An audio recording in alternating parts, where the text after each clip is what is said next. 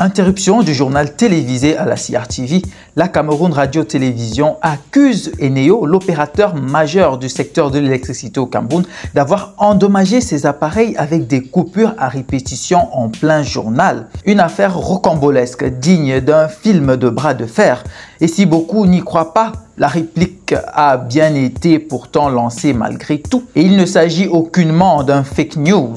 En effet, le journal télévisé de 20h30 de la CRTV, média d'État camerounais, a été interrompu pendant près de 5 minutes ce mercredi 13 mars 2024 par coupure d'électricité. Lorsque le précieux sésame fit son retour, l'on pouvait alors entendre Romuald Tuisengok, présentateur du journal, s'excuser quant à ce désagrément fâcheux.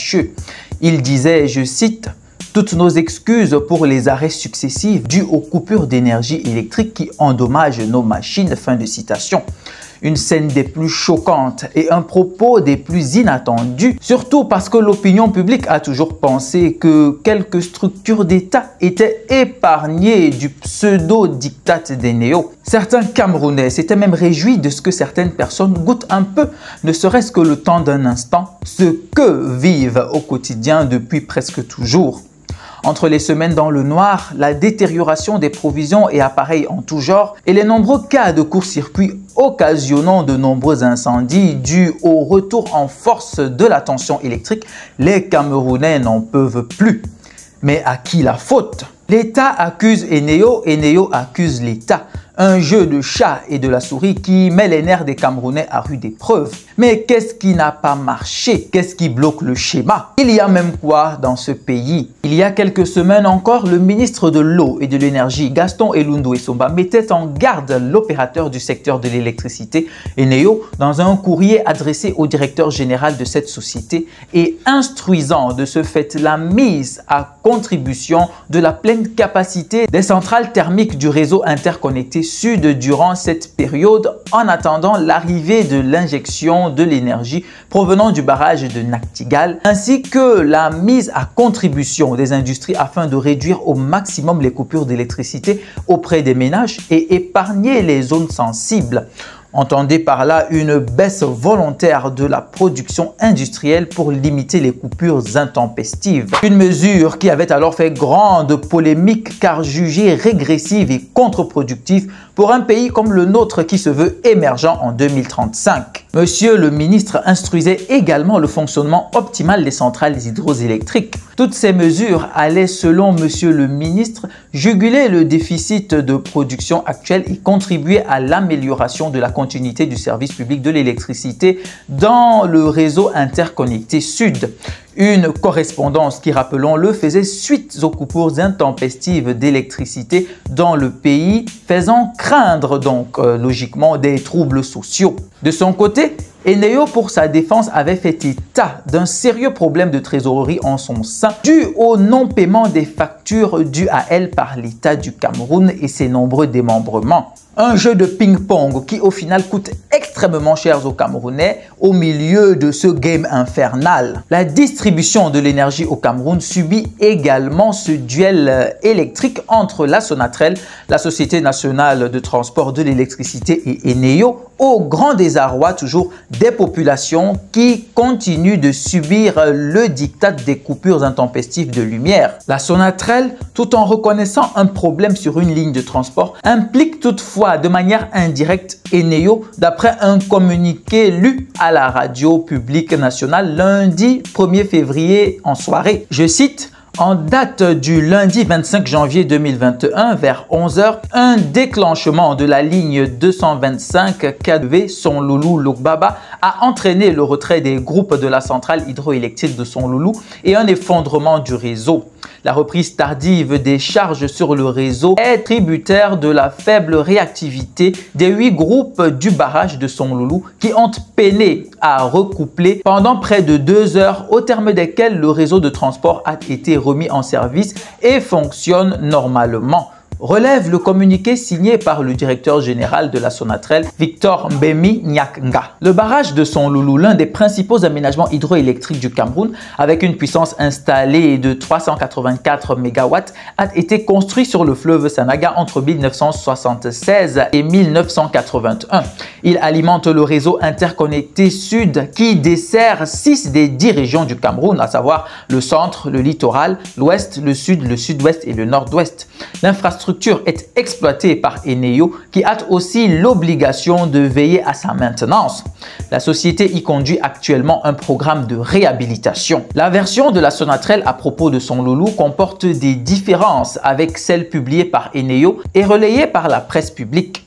Concessionnaire de la production et de la distribution d'électricité au Cameroun, la filiale de l'investisseur britannique Actis a indiqué que la desserte en électricité a été perturbée à cause d'une suspension d'arrêt des lignes de transport Son Loulou-Logbaba et Mangombe-Logbaba. Pour ce qui concerne le barrage, Eneo explique notamment que les essais infructueux de remise en service menés par la Sonatrel sur les lignes concernées ont créé des dysfonctionnements dans les centrales de production, entraînant un retard dans la reprise des services et un déficit de production à Son Loulou dans la soirée du 25 janvier. Avant 2018, le réseau de transport d'électricité au Cameroun était géré par Eneo. La Sonatrel, société publique, a signé ses concessions en avril 2018 et a débuté ses activités en 2019. Pour Victor Mbemi Nyakanga, d'importants travaux de réhabilitation sont actuellement engagés par la société sur le réseau de transport privatisé depuis 2001 jusqu'à la mise en place de la Sonatrel avec le soutien des bailleurs de fonds internationaux dont la Banque mondiale. Dans son communiqué du 1er février, le DG de la Sonatrel invite Eneo à aménager son réseau de distribution pour satisfaire le maximum de clients possible avec ses infrastructures nouvelles en réalisation. Jusqu'à quand cette situation? En gros, Eneo accuse la Sonatrel d'être incapable de remettre en service 2 lignes électriques en défaut, tandis que ce dernier accuse à son tour Eneo d'être incapable de veiller au bon fonctionnement du barrage de Son Loulou dont il a la gestion. Pour en revenir au sujet État du Cameroun et Eneo, l'on est bien en droit de se demander, au vu de cette coupure honteuse d'envergure monumentale infligée à Mondovision par cet opérateur au pays continent, s'il s'agit là d'un défi lancé au gouvernement. S'agit-il d'une gifle à l'État du Cameroun? Une question très pertinente, surtout quand on se souvient que suite à cette correspondance du ministre Elundu Essomba, le directeur de cette structure avait répondu défavorablement en répliquant qu'elle ne saurait répondre de manière efficace à l'injonction du ministre parce que l'État lui doit de l'argent et que le minimum dont elle a besoin pour gérer la période visée est de 18 milliards qu'elle invitait d'ailleurs l'État à lui verser à titre de solde partiel de dette. Tout ceci suscite bien là 3 interrogations très pertinentes. La première, qui est Eneo? Qui est véritablement Eneo?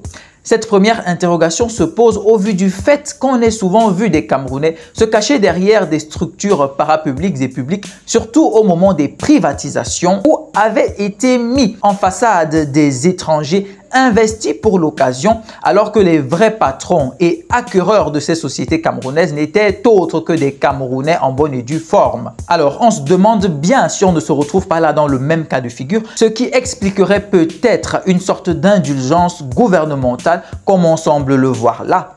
La deuxième question est bien celle de savoir pourquoi est-ce que l'ARCEL, l'agence de régulation du secteur de l'électricité, ne réagit pas dans ce jeu malsain, elle qui est censée jouer son rôle d'arbitre entre ces entités. Comment comprendre qu'une structure comme celle-là soit là et semble si inexistante? Rappelons qu'Eneo avait procédé il y a quelques mois à l'augmentation unilatérale du prix du kilowatt pour les industries sans que la concertation normative qui devait se faire avant toute adoption ne se fasse. Tenez-vous tranquille, Eneo envisageait d'ailleurs cette même augmentation pour les ménages. Et c'est là que la réaction du ministre intervient, y voyant des risques de soulèvement populaire et ce d'autant plus que même en temps normal, Eneo ne fournit pas le minimum des services requis. La troisième et dernière interrogation est qui croire au final dans toute cette affaire? Qui d'Eneo ou du gouvernement est dans le vrai? Chacun tire sur l'autre, chacun accuse l'autre de lui être redevable et résultat, la souffrance et la honte se sont installées. Eneo aurait-il des soutiens tellement forts qu'il parviendrait à ridiculiser tout un État continental comme le Cameroun sans que rien ne bouge? Eneo aurait-il le bras aussi long et aussi fort au point de contraindre tout un État à l'obscurantisme? À quand la fin de cet imbroglio? Des questions fortes qui nous chacalisent la tête et met à rude épreuve nos organes. Je laisse le soin à chacun de tirer ses propres conclusions. Ce sera tout pour cette vidéo. C'était la chronique du patriarche Bikeye que je suis. N'oubliez pas de liker, de partager et commenter au maximum afin de donner à cette production la visibilité nécessaire. Alors, que dire de plus si ce n'est Eneo, gouvernement du Cameroun, ayez pitié de nous. Allez, portez-vous bien et à très bientôt pour une nouvelle chronique. Dieu bénisse le Cameroun.